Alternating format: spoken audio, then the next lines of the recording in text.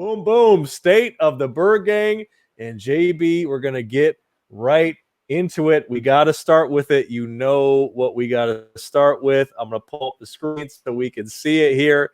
AJ Green doing a 1 year with the Birdgang, going to be on the other side of D-Hop.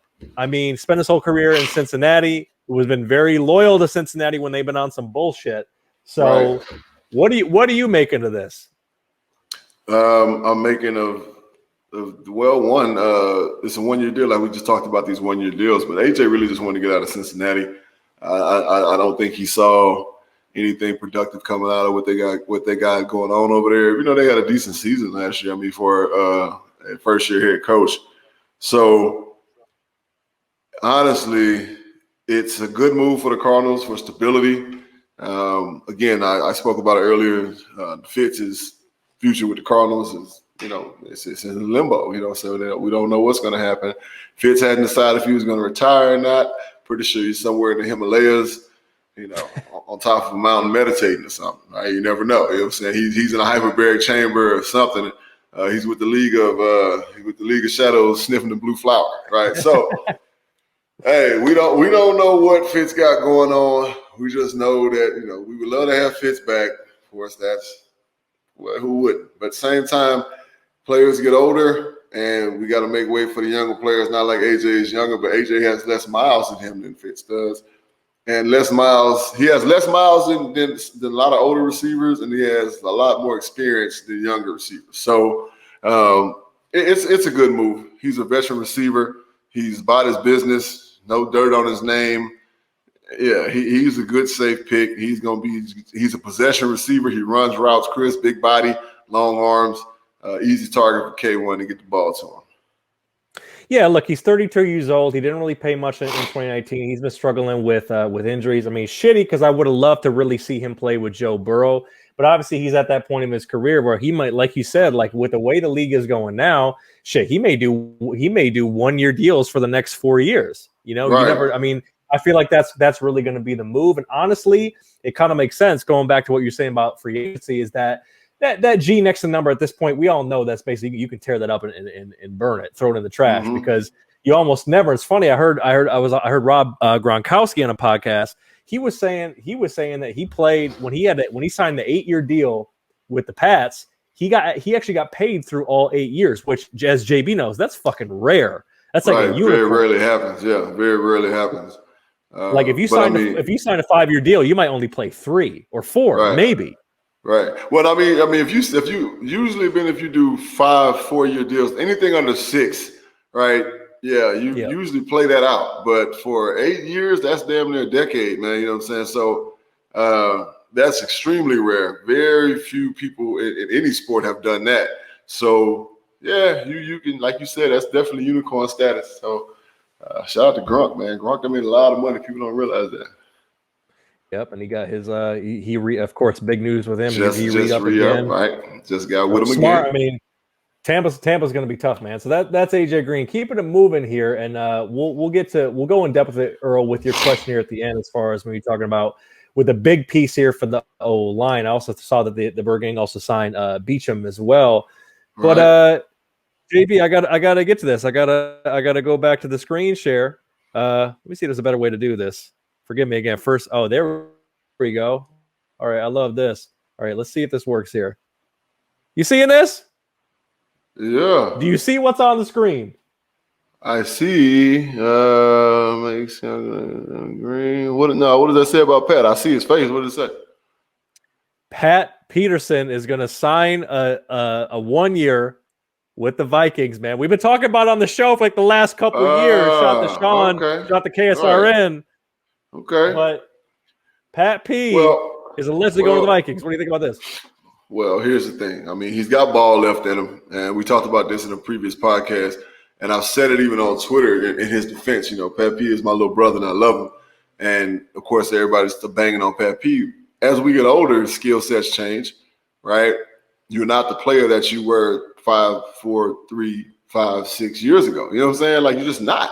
Right. So what you do is that you develop different skill sets and you learn to play a different position, right? Or you go to a defense that's a little more suitable for your style of play. Pat P ain't no cover cornerback to where he's going to cover you all day one-on-one no more, right? Even my man Terrence Newman, who played forever, right? I think he just retired like 2 years ago, maybe. T. New was about year 16, and he was still playing some man, but he was playing more zone, kind of moving around a little bit, and he was still being productive because he's so smart, just like Pat. You know what I'm saying? He's played so much football. He knows every side of that field defensively. So he's going to be just fine, man. He's going to go. He's going to do well, and that's going to be that. Can you see it now? Oh, my God. The drunken golden toe. The man who could not complete a drive would fucking down a pint of motherfucking Jack Daniels and mule kick a fucking 65-yarder. The Matt Prater from my kitty signed a 2-year deal with the Cardinals. What the fuck, bro? God damn it. Listen. I don't know how many so the kid we had kicking last year he wasn't dependable, and we lost probably 4 or 5 games right at the end because we didn't have suitable special teams unit when it came to field goals. So, hey, shout out to, and then usually the best kicker is a veteran kicker, right? Young kickers kind of got to go through some things before they even get to that status. Very, very rarely do you find a phenomenon so you got the Justin Tuckers in the league, you know what I'm saying, and guys like him, and of course Mr. Prater, you know what I'm saying, who's now an Arizona Cardinal, who are veteran kickers. Pressure don't get to them no more. It's just routine. They've been swinging that leg for so long, man. So shout out to the Cardinals for that move, right? So just three moves that really just made, a lot of huge sense so far. Now, all the moves have been decent, right? Anytime you acquire somebody who can help the team, you've done something phenomenal. But getting J.J. Watt was gigantic, right? That just sold up a whole side of our defense, right? Getting him was unreal, right? Second of all, getting Prater, we just talked about, that's big, and we're gonna win some ball games because of him next year. And third of all, getting the kid Cooper from I don't know what the fuck to call him no more. L.A., Vegas, right? Barstow, Nevada, right. The Raiders, right? Reno, the Reno Raiders. The Henderson Raiders, right? And no, not the Henderson Raiders. Yeah, damn. Getting our guy from the Raiders. That was probably the biggest pickup, necessity-wise, that we did. That was amazing, and we need to get a couple more of those because he's a Pro Bowler one. He's a center/guard, so that's going to solidify and seal up our inside. You know what I'm saying? We got Mason. We got his name Cooper. His last name Cooper, right? We got Cooper, and then we got I think we still got Sweezy. Pugh is still lurking around, but we got guys, you know what I'm saying? We can mix and match. Now, here's something I want to propose, you know what I'm saying? And maybe Steve Camp's listening in and maybe he's not, right? Oh, he's listening and watching. He's having a nice little boy been watching us on Facebook Live. But come on, Steve. Here is a trade that I'm going to propose, right? Now, you talking about getting this thing sealed up crazy, right? Quinnen Williams with the Jets. Now, last year there was a little bit of smoke going on over there, right? Little bit of smoke. So our D-line right now is thick, right? We signed Marcus Golden. That's great because I love the way he plays and run. Of course, we got the great J.J. Watt, and we got our guy CJ back. Chandler Jones is back healthy, ready to rock, right? Stop all that old bullshit trade talk about Chandler Jones leaving the Cardinals. He ain't going no fucking. Yeah, cut it out. All right. Yeah. So linebackers are going to be healthy, right? Our defense is going to be solidified. Now, I'm pretty sure we're going to draft a cornerback, like a true cornerback, right? A shutdown corner. And that's going to seal up our defensive backfield with the weapons that we already have back there. Now, what I propose is, because I've never really been a fan of DJ Humphries, right? This kid's really been kind of a thorn in our side. Now, they just paid this kid, right? Make me scratch my damn head, but hey, here's what it is. I propose a trade to the New York Jets, all right? This is GM JB on the phone now, all right? We want Quinnen Williams.